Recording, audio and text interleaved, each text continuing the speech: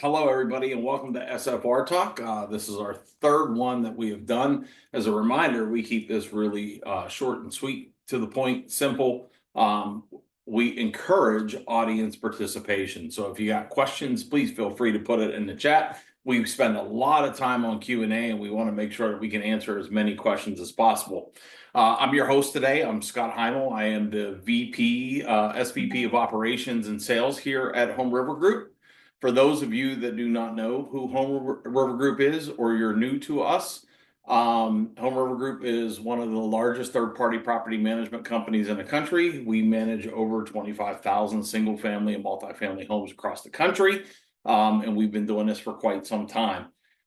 We want to make these informative so you understand the different products that are out there to help you grow your real estate portfolio. Whether that's financing or 1031 exchange or Roth. The topics vary every single month. So welcome to be here, and happy to be here as well. I'm excited to really kick off our conversation around 1031 exchanges this go. I have Ryan here with me. So Ryan, if you want to introduce yourself and tell everybody here what you do. Yeah, thanks, Scott. Appreciate the invite and glad to be here as well. So I'm Ryan Nielsen, transaction coordinator with 1031 Pros. We're a national qualified intermediary, so all we do is a 1031 exchange. I personally have been doing this a little over 5 years now. Between the three of us in my office, we've got over 40 years of experience, done over 20,000 exchanges. So pretty much seen most types of exchanges that you could throw at us, but there's always something new to learn each and every day. So glad to be here. Great. Well, thanks for joining. So how about let's just start really basic today. What exactly is a 1031 exchange? Yeah, so the 1031 exchange, it's a section of the tax code that allows you, taxpayers, to ultimately defer taxes on the sale of investment property. Now, the one thing I'll point out in that is it's deferring the taxes, right? So the taxes aren't going to go away by doing the 1031 exchange. What we're doing is we're actually rolling them forward into that new property, and you can essentially defer them indefinitely. As long as you still own the property. As long as you still own the property, exactly. Great. So what qualifies, I guess, a propery for a 1031 exchange? Are there certain properties that qualify and don't qualify? And yeah. So the big, that's a big question. So first off, it qualifies for property held for investment or business use, right? So the biggest question that we get, or one of the biggest questions rather, is I'm selling my primary home, can I 1031 exchange that? No, you cannot, unfortunately. And they call it a like kind exchange, so that you got to trade like for like property. So you're selling like property, you got to buy like property. And that's another thing that kind of gets confused with people is I'm selling a multifamily property, I need to buy another multifamily property.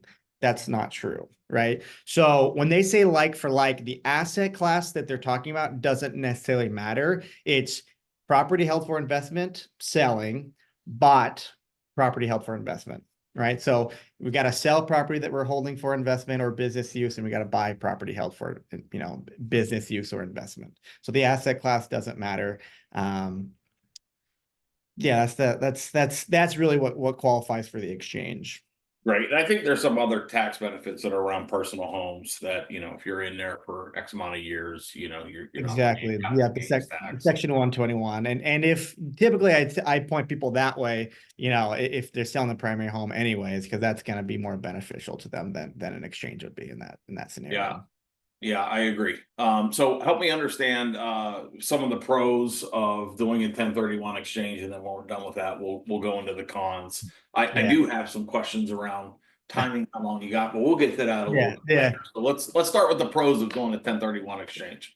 So obviously the biggest pro is you're going to defer the taxes, right? So you're saving yourself from, I've had some people in the hundreds of dollars tax bill that they would have owed at the end of the year that they're now reinvesting in the market. So it's kind of like a double whammy, where not only are you saving on the taxes, but then you're also able to invest those dollars into the market, whether that's just another property or split up into multiple properties. I say that's the biggest pro of, you're just if you, let's say you get $100,000 of proceeds rather than spending, writing a $20,000 check to Uncle Sam, you're keeping that $20,000 in your pocket and invest it into real estate and, hopefully appreciating more over the years. Or deferring, not deferring, splitting it up into multiple properties and growing it, that way as well. That's the biggest pro, that I can think of for the So, exchange. it's really where you're at in your investment strategy. If you're looking to buy and hold for quite some time, 1031 exchange works. If you're looking to come in, make a few bucks and get out, it's probably not the best Correct. option, I'm assuming. Correct. And that kind of leads into the cons, right? Is you do have to keep all your money invested in the exchange, right? Unless any dollars you take out will become taxable to you. So that is the downside is, you can't just say, I want to take out my money that I invested into the property and push forward the gains. Well, that's going to end up being taxable to you anyways. So that is one of the downsides is you've got to, you've got to keep all the funds invested. Really, the only way to access funds is, via a cash out refi after the fact or something like that, HELOC. And then the second downside is timing, right? That you're kind of getting into is you're beholden and stuck within a time frame that you have to reinvest those funds. So once your sale property closes, that's going to start your 1031 timeline. You have 45 days to identify your next property or properties, and then 180 days in total to close. And those days do run concurrently. That's another kind of misconception about the exchange timing. So once that day starts, the 45 days and the 180 days both start at this, at the same time and are going at the same time. So once your 45 days is up, you then have 135 days to then close on that. Great. So 180 days total from the sale to the investment in the new property. And Exactly. if that doesn't, so do you have to apply for that 1031 exchange? Obviously, you do that before you close on your existing property. Can you do that after? I'm assuming if you do it after, that clock's still ticking on 180 days, or so how does that all work? Yeah, great question as well. So in order to have a valid 1031 exchange, we need to be involved prior to closing of the sale. Because what we're going to do is we're going to put together our exchange paperwork. Client's going to sign it, and it's going to go over to the title company or closing attorney, whoever's handling that closing. And then ultimately at the closing, when they go disperse the proceeds, we actually hold the funds between the sale and the purchase. Gotcha. So if you've already closed and received your proceeds, unfortunately at that point it's a taxable, that's a taxable sale, and we can't backdate our exchange documents to that point. So Right. we So how far in advance would you need for that? um as much as an hour. I mean, if I've had people literally sitting at the closing table, title company calls me, hey, they're sitting here. We want to close, they want to do an exchange after all. Can we do it? We'll put together documents in 30 minutes. So ideally, give us a couple days. Okay. But timing is usually not an issue. I can drop everything I'm doing and put it together in 30 minutes, or, if I've got a week, I can, take a day to do it. Yeah, great. Because yeah, Flexible. I would be that guy at the closing table, going, I don't want this liability right now. How do we do this? But so we'll Yeah. say at least a week in preparation. You should probably be thinking about 1031 exchange while you're selling that home. That's what I tell people. At least a week. Not for us. 'Cause like I said, I can drop everything I'm doing and throw a deal together as quickly as possible. But I try to be mindful of escrow officers, title companies, closing attorneys, buyers, sellers that are also expecting keys to their house or to get their proceeds for, whatever. So I just try to be mindful of everyone in a transaction. But as far as I'm concerned, I can put together a deal for 15, 30 minutes. Great. So one of the other questions that I have around that is I used to own real estate with other business partners. There Mhm. was times that I wanted to get out. They had given me cash and kind of taken me out of the LLC element of that. Can I use that cash as a 1031 exchange, or is that a little bit different? So in that scenario, if let's just say you and a partner own property in an LLC. You guys are a partnership, one LLC. In that scenario, no, you couldn't exchange it because ultimately the LLC is the one selling off part of that property, not you as the underlying, owner of the I underlying freeze. partner of that LLC. Can you still hear me? Uh-oh. Scott. Oh, did he cut off? Oh, Okay. you're I think back. you guys are Sorry. okay. You're both There we live. go. Froze You're for a good. second. I just want to make sure it wasn't on my part. So short answer is no. The LLC is the ultimate owner of that property, that tax ID that would ultimately file its own tax return. So even though you're a shareholder of that LLC, you wouldn't be able to. Basically, what would need to happen is you would either both be on title individually or both have your own different LLC, and then his LLC buys out your LLC, and then you exchange forward. Unfortunately, selling your share, basically your partnership interest in an LLC doesn't qualify as as real property. Individual would though? Individual would, yeah. Okay, Yeah, great. so what I typically try and tell people to is if you're going in on a property with multiple people, is set up a tenancy in common agreement where each of you are either on individually or in your own different LLC, because it gives you more flexibility when you're buying and selling to, either exchange or cash out, because you may right now be on the same page with someone and say, yes, this is what we want to do moving forward in this LLC, but things change, so having your own separate entity and having a tenancy in common agreement where you can sell off and just cash out, or sell off and you can do an exchange when they want to cash out, it just gives you a lot more flexibility in structuring it that way. Great. That leads into another question of mine. Are there different 1031 exchange? I'm probably going to say this wrong, so excuse me. I'm not quite educated on 1031s myself. But is there different types or different programs of 1031 exchange? And let me give you just a really high level example. I sell a home. I got $100,000 in profit, but I want to reinvest 50 and keep 50. Can I pay the tax liability on the 50 and reinvest the other 50 in the 1031 exchange, or any programs like that Yeah. that are out Yeah. there? So that's what we call it, partially deferred exchange, where you take some cash out and then, roll forward the rest. So that is doable. You can do that. But like I said, any cash you take out is going to be taxable to you. Right. So that's what we call a partially deferred exchange. You have just a delayed exchange, or what we call just a normal straightforward exchange. 90% of your exchanges are going to be that. You sell a property, you have that 45-day, 180-day timing to then reinvest. You buy the property, and that completes the exchange. Like I said, that's going to be 90 to 95% selling than buying.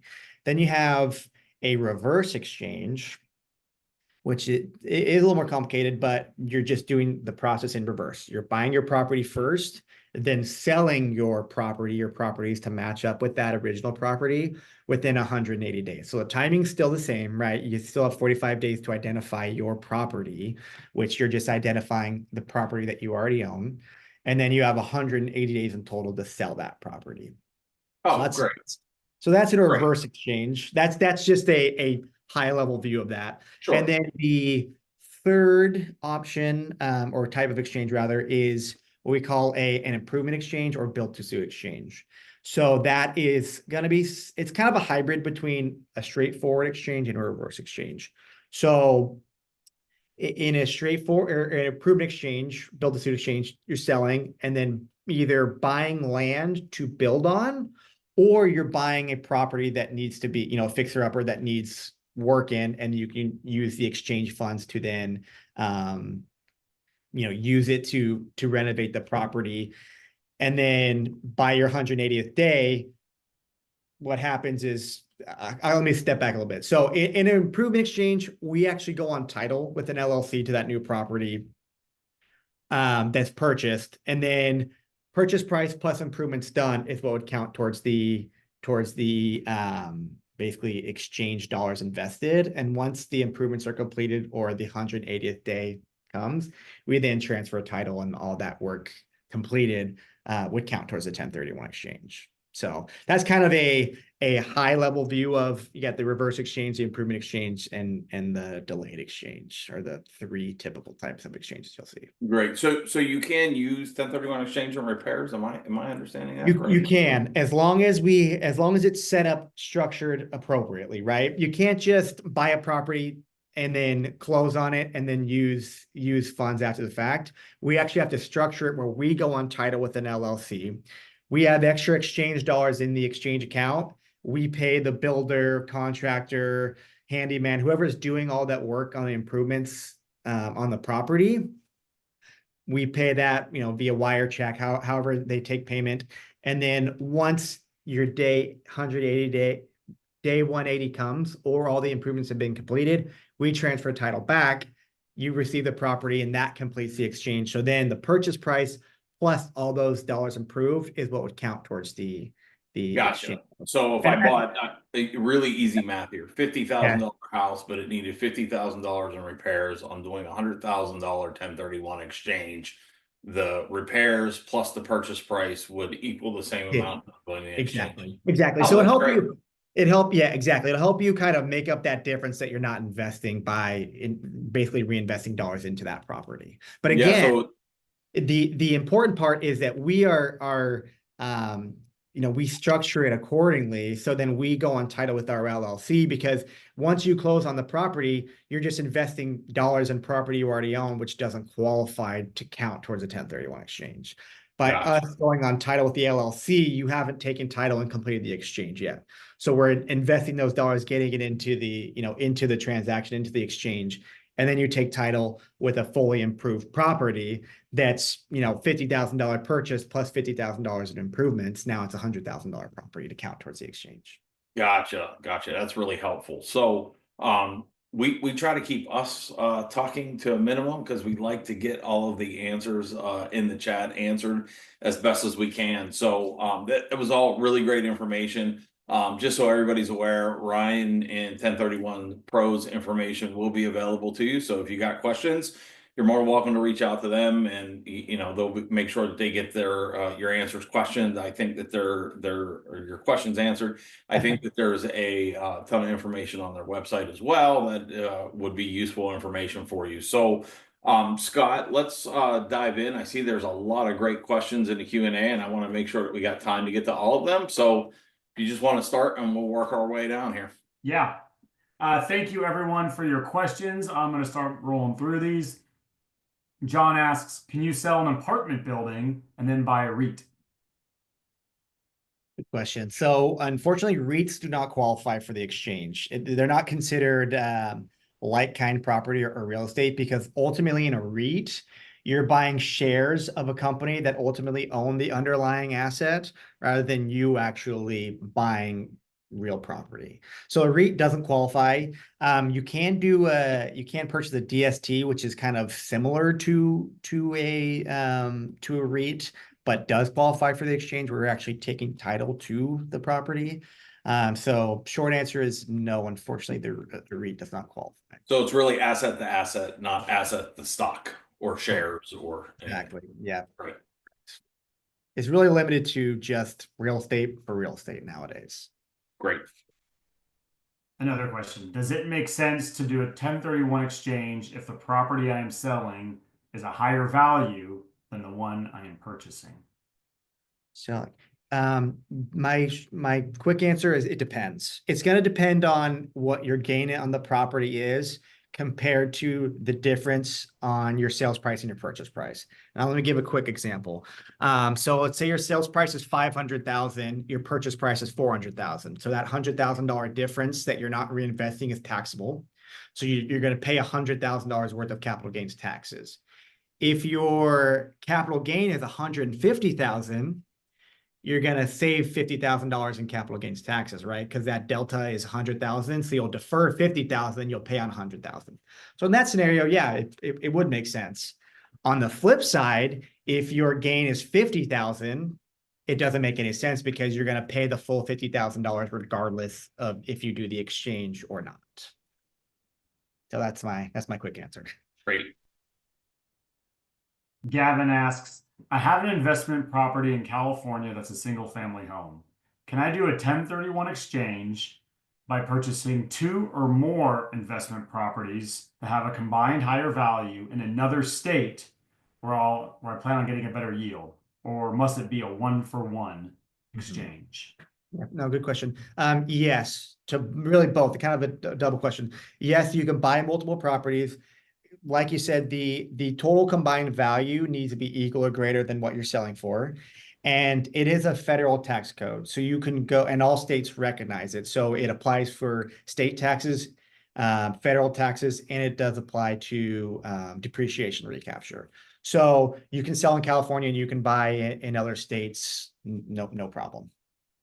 Just to be clear, I can buy as long as the total number of properties that I am buying equals the amount of capital gains. It's good to invest it. I'm good to invest it in multiple Sales properties. price. It's good sales price, not capital gains. So it's capital gains obviously plays a part in that equation, but really when you're looking at what qualifies and how am I deferring, it's what's my sales price, my net sales price, right? Because you can deduct closing costs and commissions from that number, and my purchase price. So if I'm selling for 500,000, I can buy two properties for 250,000 to make that number and defer, or I can buy one property for 800,000, you know. So it's got to be equal or greater compared to your sales price. That's another misconception is some people will think that you only need to reinvest your capital gain.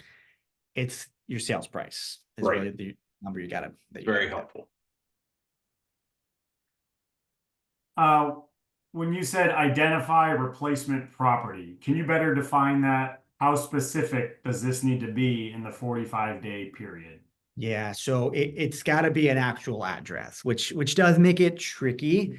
You've got to be as specific as possible. Like if you are, what the example that comes to mind is you're buying a new build in a new community, right? So we need the address and lot number.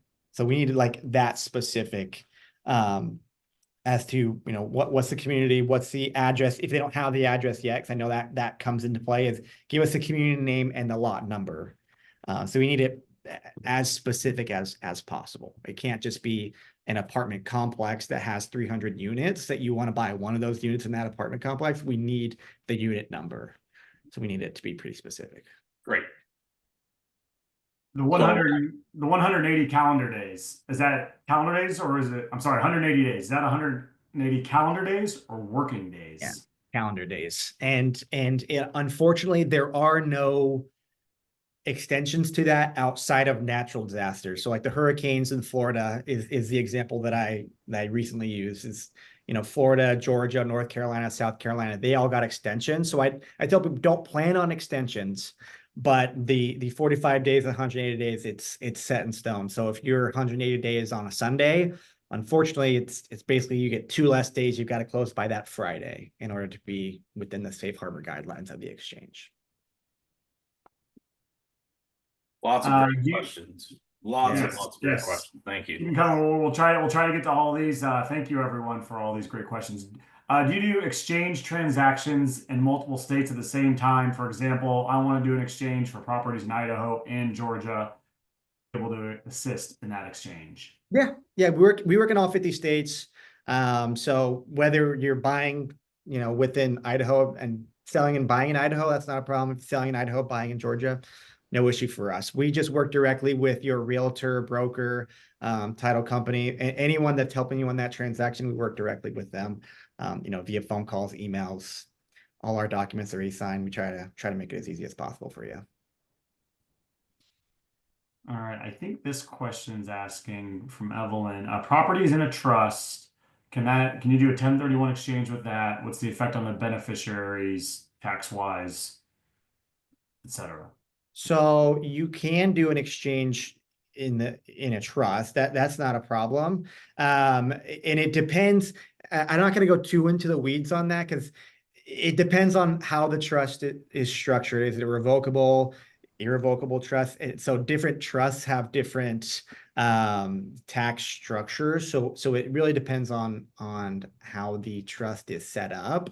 But the short answer is yes, you can do an exchange in a trust. You can buy and sell in a trust. A lot of times the trust is a disregarded entity, so you could sell in a trust and buy in your personal name as well. So yeah, selling in a trust is no issues. No issues there.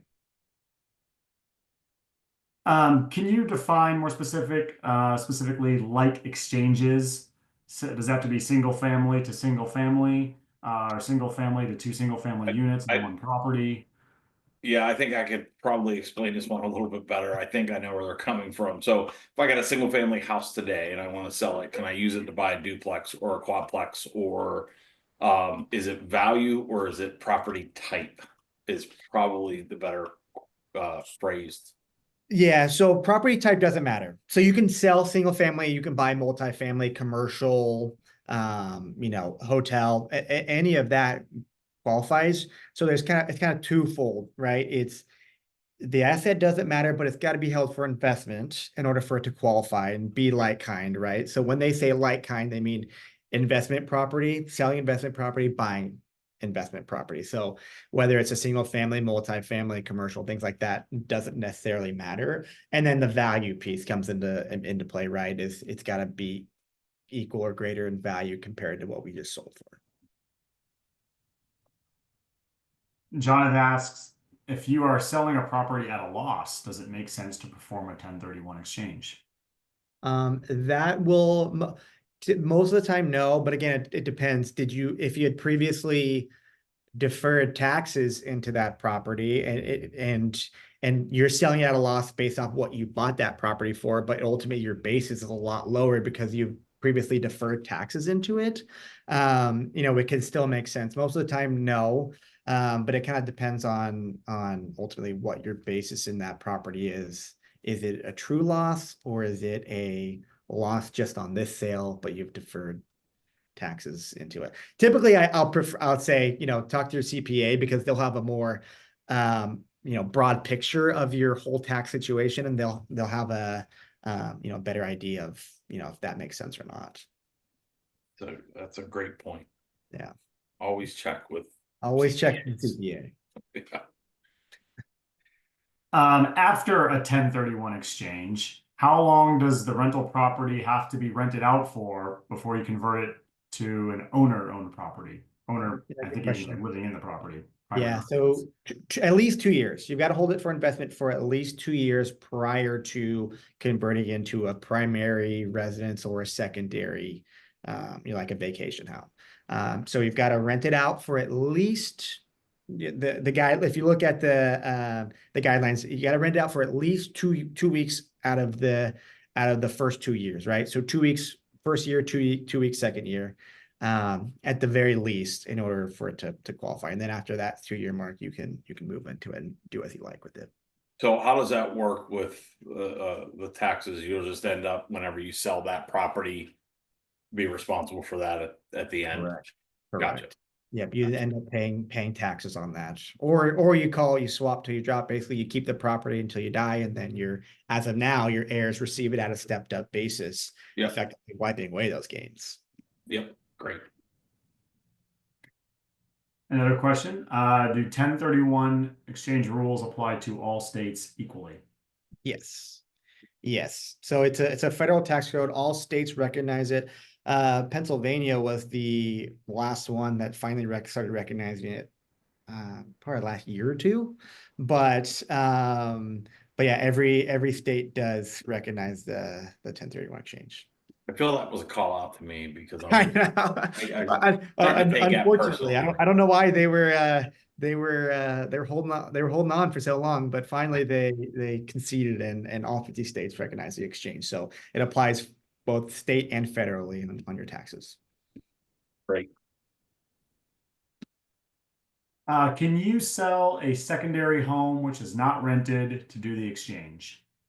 No, unfortunately. So there are certain guidelines you have to meet, and it's that same 2 weeks. So as long as you rent it out for 2 weeks out of a year and use it for personal use 2 weeks or less, it can qualify. But if it's just straight a secondary home, vacation home that's never rented out and you use it more than 2 weeks out of a year, unfortunately, it wouldn't meet the guidelines or qualifications to be We considered. would be happy to get a tenant in there for you. So give us a call. We'll There you definitely go. place a tenant in there for you, and then you can take advantage of the Exactly. 1031 program. What are the costs involved? Is there a guideline to go by to make it worth doing a 1031 versus just buying and selling?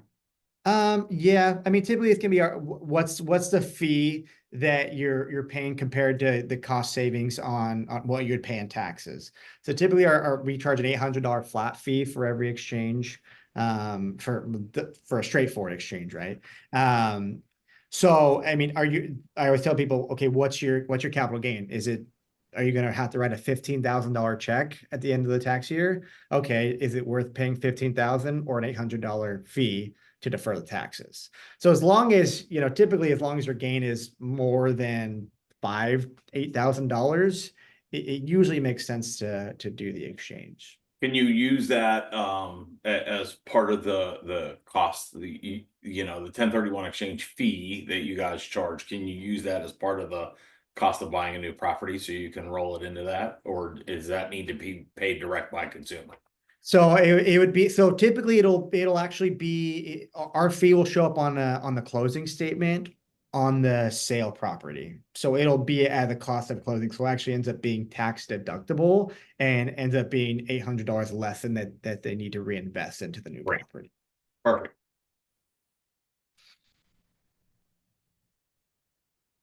Yeah, so many questions here. There was so we cannot do a vacation property. Correct. Unfortunately not. Unless it's rented out for 2 weeks or more out of the year and it's not used for personal use for more than 2 weeks. So basically you get 14 days in total to use it each calendar year, and you have to rent it out for at least 14 days or more in order for it to qualify. Are the taxes deferred capital gains taxes? Correct. Yeah, they're deferred. They don't go away, so you're just pushing them into the new property, and there's no limit on how many times you do an exchange. You can, like what we call, we swap till you drop. You keep exchanging, keep exchanging, keep exchanging. But at any point you want to cash out, all the gains that you had previously deferred would end up being owed on that sale. I might be touching on some of the same information here, but if you have a mortgage, do you have to maintain the same amounts for the loans versus equity?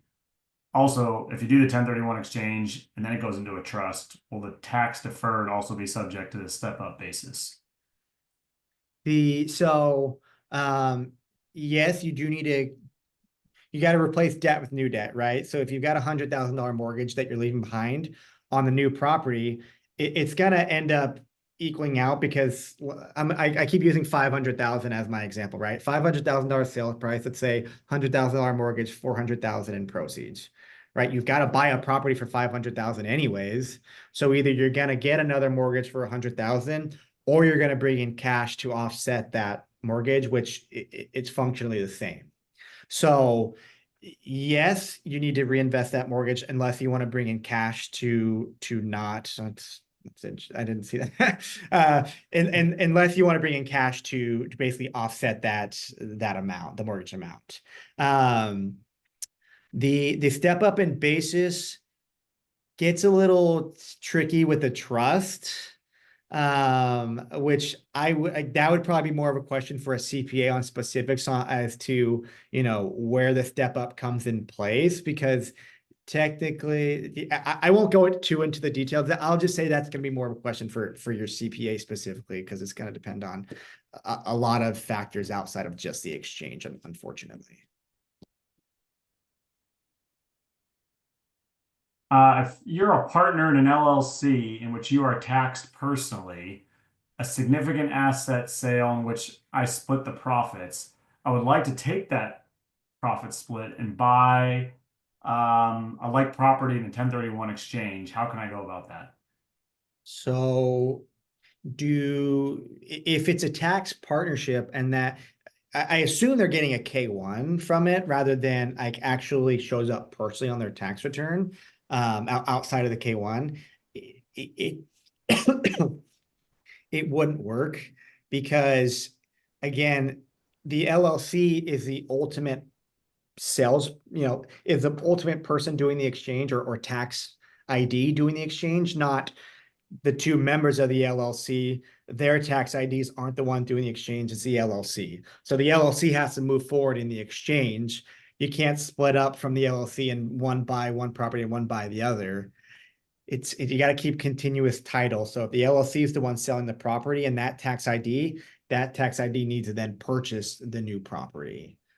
So it's kind of finicky, and you can do what we call a drop and swap, where you drop out of the out of the LLC and transfer into your personal individual names. But typically they want to see at least a 6-month holding period, in that 6 months or more holding period before Yeah, so selling. it's likewise properties on pricing and ownership. more or Correct. less. Right. Yeah. So I can't sell a property personally and then go and buy an LLC, me and you, Scott, in one LLC, because that LLC is a partnership that has its own tax ID. So it's not gonna match up with the sale and the purchase. Yep. Great. I think we answered the next one, Scott. How many years do you need to hold a 1031 exchange? Yeah, 2 years. 2 years is it kind of goes on both sides, right? So ideally they want to see it held for investment for at least 2 years.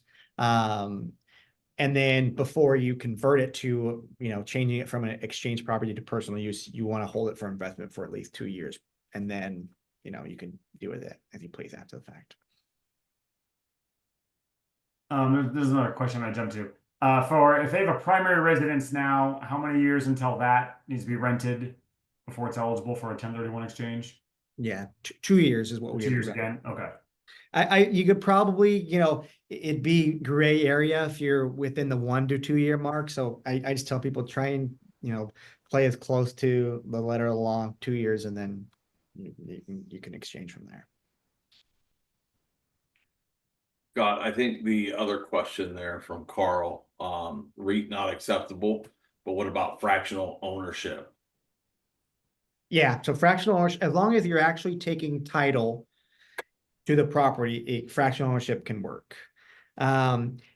I've seen some instances where you're buying interests, a fractional interest in an LLC, which again would not qualify. So you got to make sure that you're actually getting a piece of real property in order for it to qualify. But you can buy fractional shares. That's not an issue at all. That qualifies. And I think I got educated enough to actually answer a question. What is your fee? I think that we heard that. Do you hold the 1031 exchange money, or who holds the money? And that's the 1031 exchange company holds the money. Correct. Yeah. So we're just basically the middleman. So you don't receive the proceeds and it becomes taxable to you. Yeah, we had a lot of more questions about costs and any fees. Is there anything else you wanted to add to that, Ryan? No, Bart. So Okay. flat fee of $800 for a straightforward exchange is our fee that we charge for an exchange, and that's whether you're buying one property or multiple properties. Scott, I think Todd Smith had a great question. Can I replace target other property within the 45 or the 180 days if the first property identified for the exchange didn't work out? How difficult is that process to amend the target property? I see. So let me just give an example of what I think the question is. So day 30, he sends me a list. I get a list of 4 properties, and 2 of those properties get sold. So we want to replace them by day 45, right?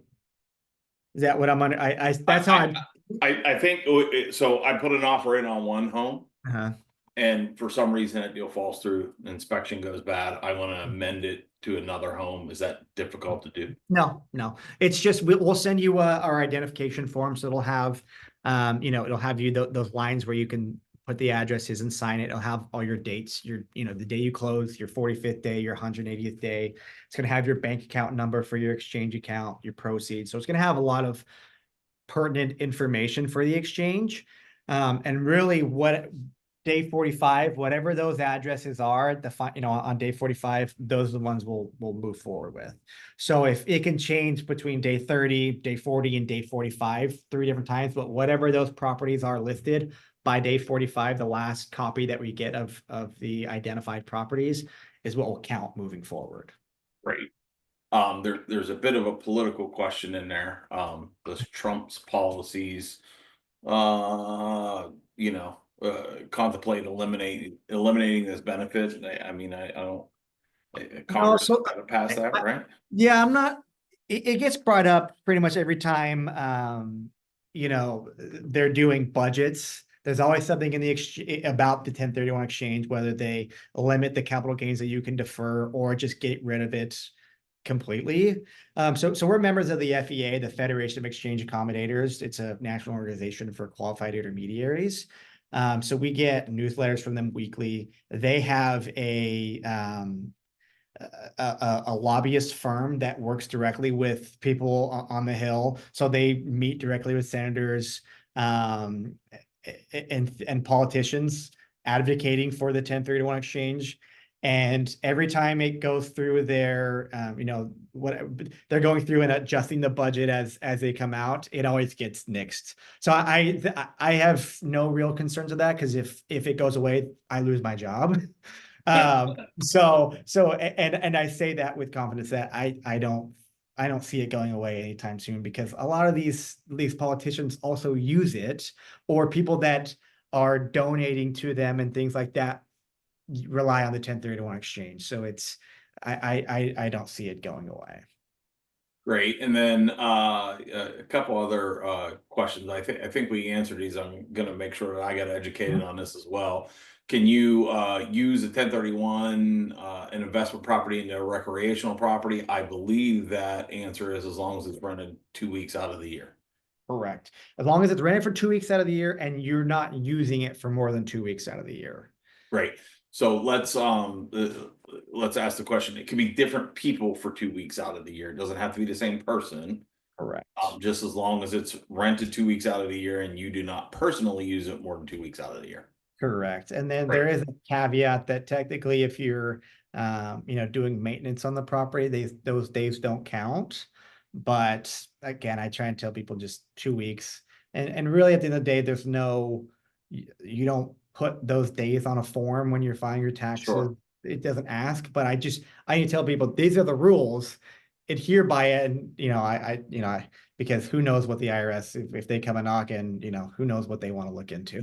Yeah, that's your audit problem, right? Exactly. So I just want to, these are the rules.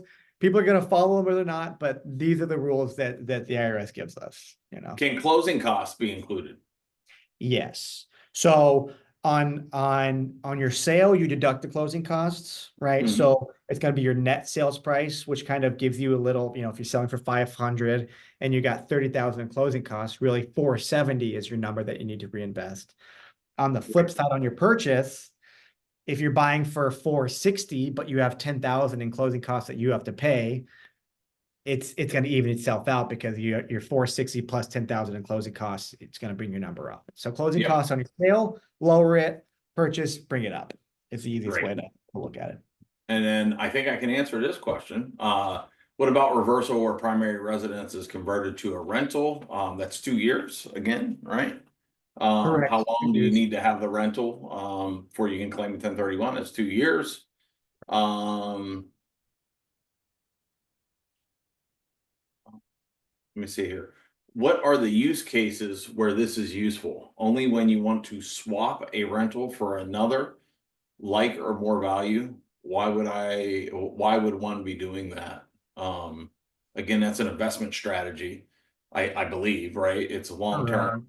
If I could take it and reinvest that money into something that's got a higher yielding rent, take the benefit now, defer the bigger expense till later. I mean, that's probably one of the reasons why I would do that. That's a big one. I've seen people where they want to diversify, right? They're heavily in one market or one big building, and they want to buy multiple properties spread out in different areas.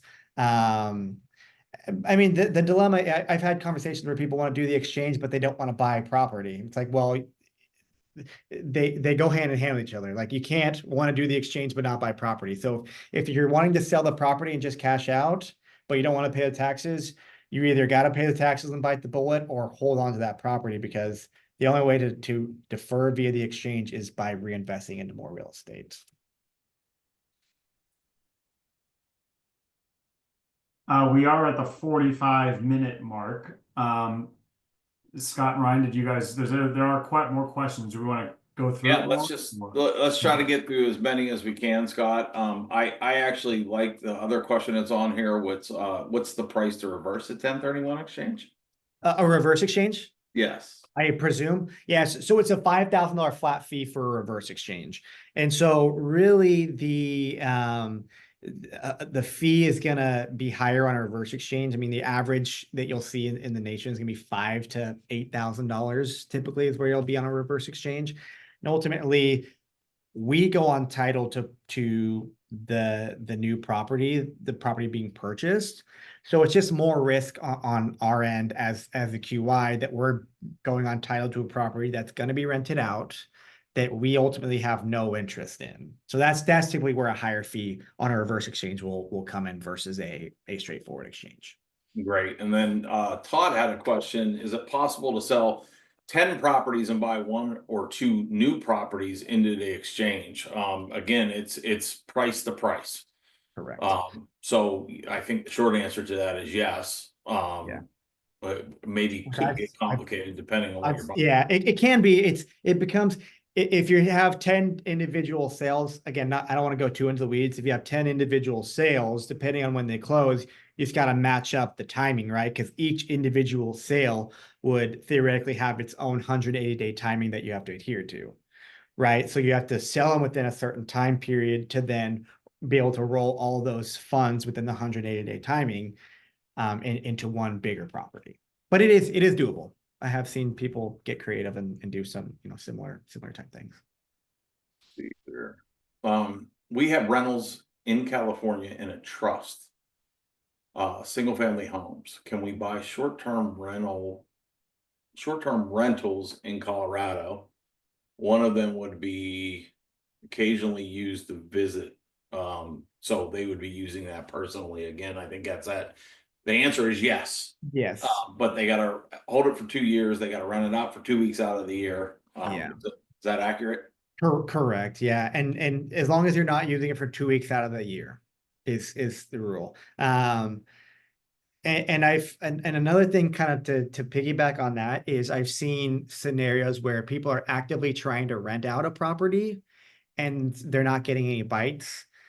Typically, we would say that's going to count towards, I wouldn't say that's just 2 weeks. I tried to market the property for 2 weeks, but if there is some intent that you are actively trying to rent out the market, but you're not getting any bites, right? Because of varying factors, typically that will work in your favor that there is an intent to hold that property for investment, whether it's rented out or not. So there are some gray area type scenarios right there that can, still meet the requirements without being perfect within the guidelines. Great, thank you. And probably our last question, Scott, because we got to wrap this up. And thank you everybody that put in a question. I love seeing the engagement. That's what these are all about. The SFR talks is the drive engagement and hopefully answer some questions and give you knowledge that you didn't have before. If you exchange one investment property to fund the purchase of 2 investment properties, does your $800 flat exchange fee cover this scenario, or is it $800 per property being acquired? Good question. So it's $800 flat. So that'll cover the sale and both purchases. Great. Perfect. So, and we are out of time, everybody. Thank you so much for joining. Be on the lookout for the next one. We haven't figured out that topic yet, but we will get that out to everybody soon. Contact information, everybody that joined this call will get a recording of this, so you will have it for use. Everybody's contact information's there. Please feel free to get a hold of us at any point in time. We're always happy to help. And thank you so much for attending. Awesome. Thank you guys. Great questions.